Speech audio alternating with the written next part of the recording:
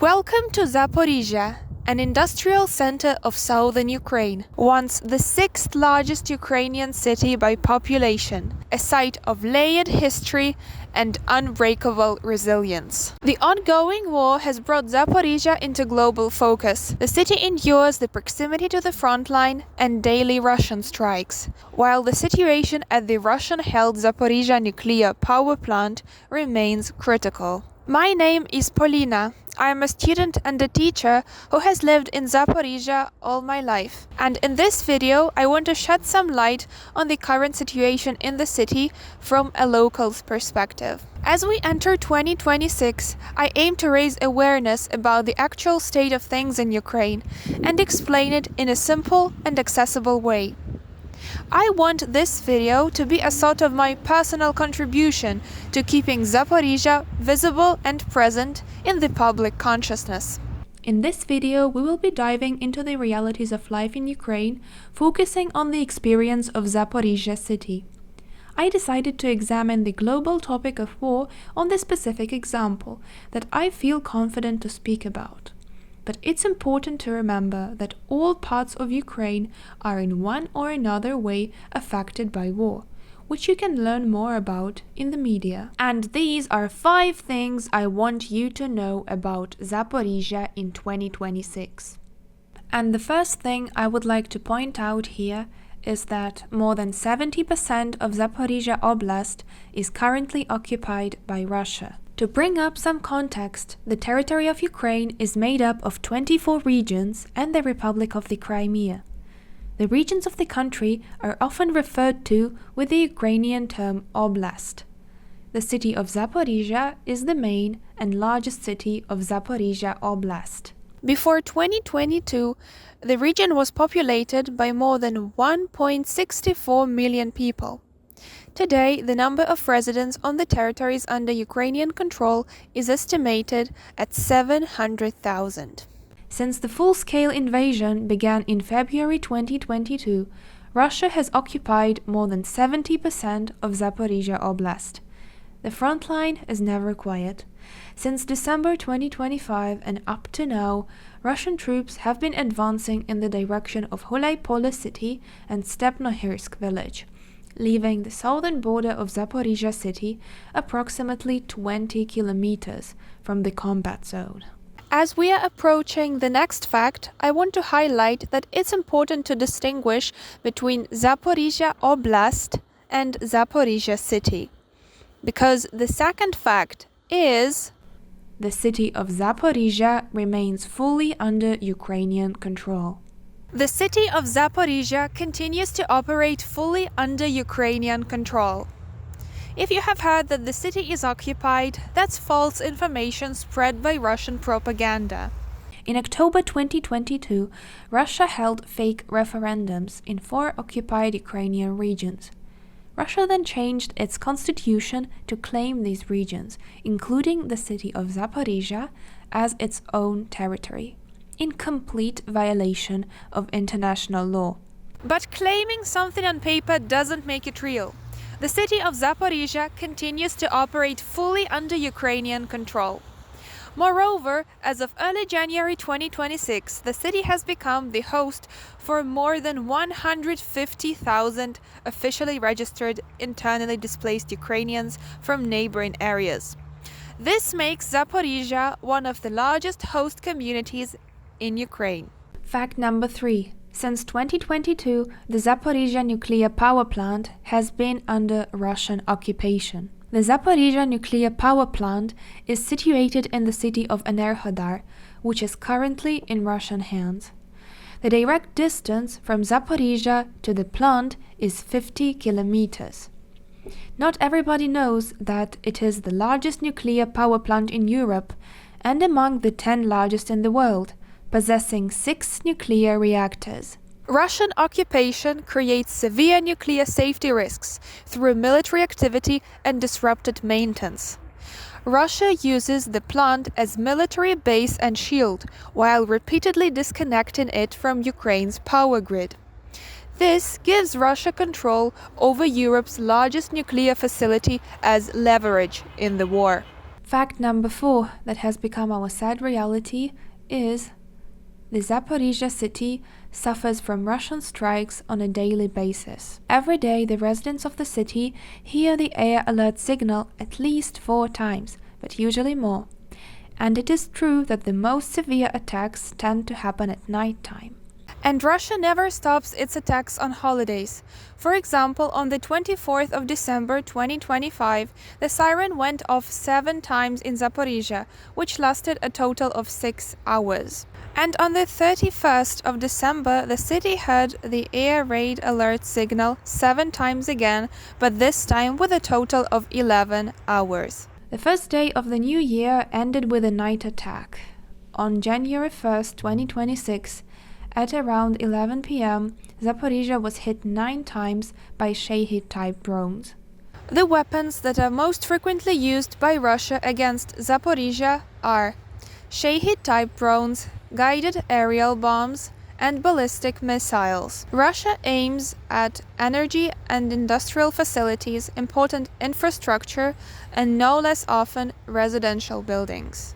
On January 8, 2026, Zaporizhzhia commemorated the victims of the Russian strike that happened at the same day 1 year before, in 2025.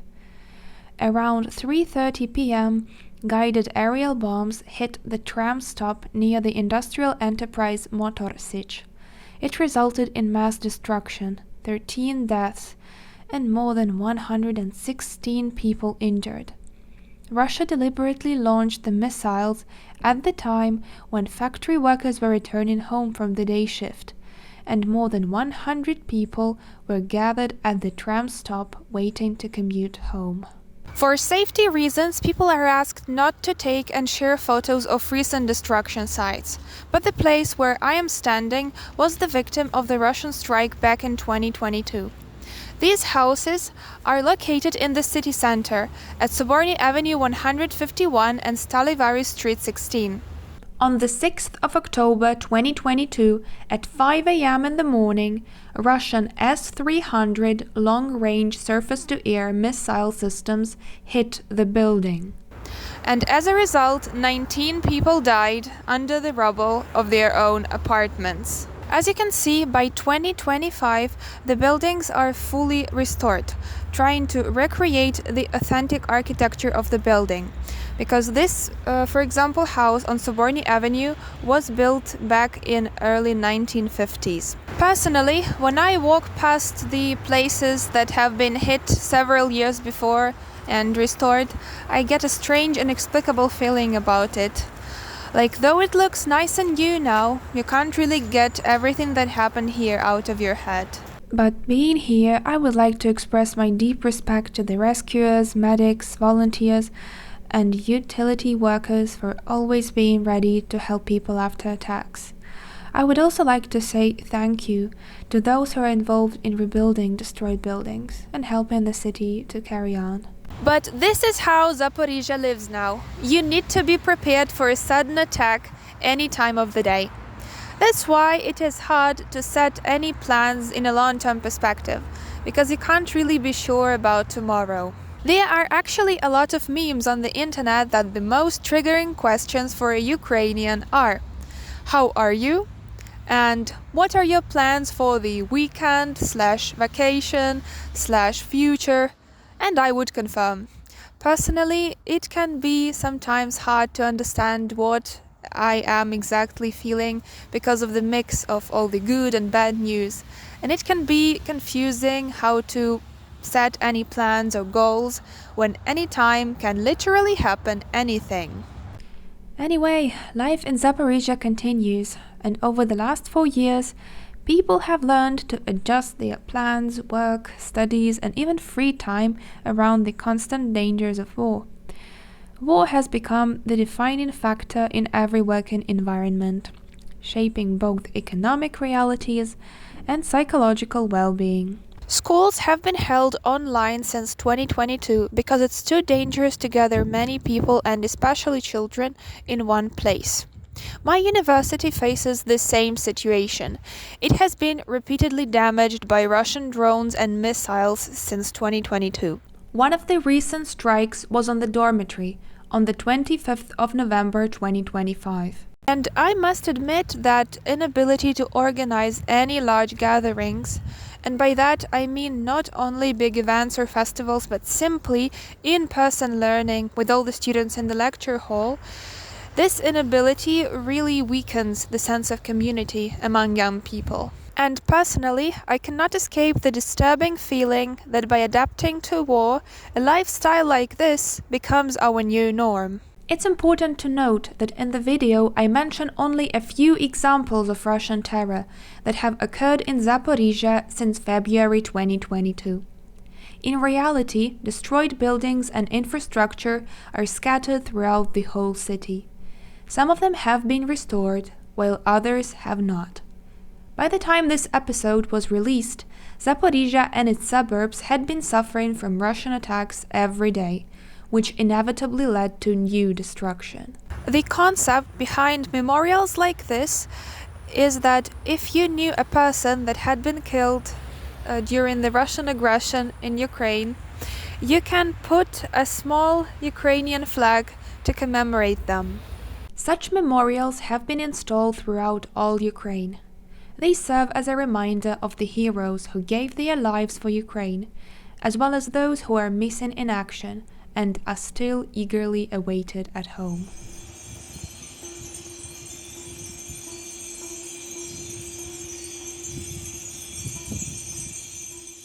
Fact number 5. Zaporizhzhia survives winter facing power cuts and blackouts. Russia is systematically attacking Ukraine's energy sector, causing emergency power outages in many cities. One of the ways to save electricity during autumn and winter are so-called planned power cuts or planned blackouts, which have been introduced all across Ukraine since 2022. For example, in Zaporizhzhia, every evening you receive a schedule showing which times of the day your home will have electricity tomorrow. And I must admit the power cuts really disrupt the rhythm of your day. You cannot work, study, or simply clean your home whenever you want. You have to stop and wait for the time when you will be able to do it. A certain solution to the situation are power generators. Many people buy them so they can continue working during power cuts.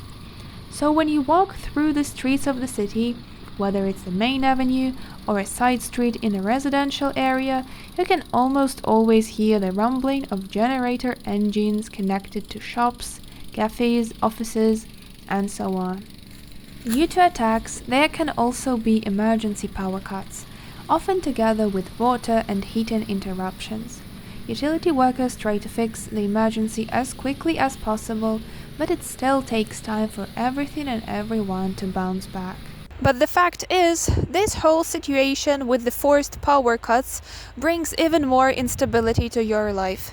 Whether you work somewhere, either in person or remotely, study at university or just at regular school, the lack of electricity and stable internet connection prevents you from working or studying properly.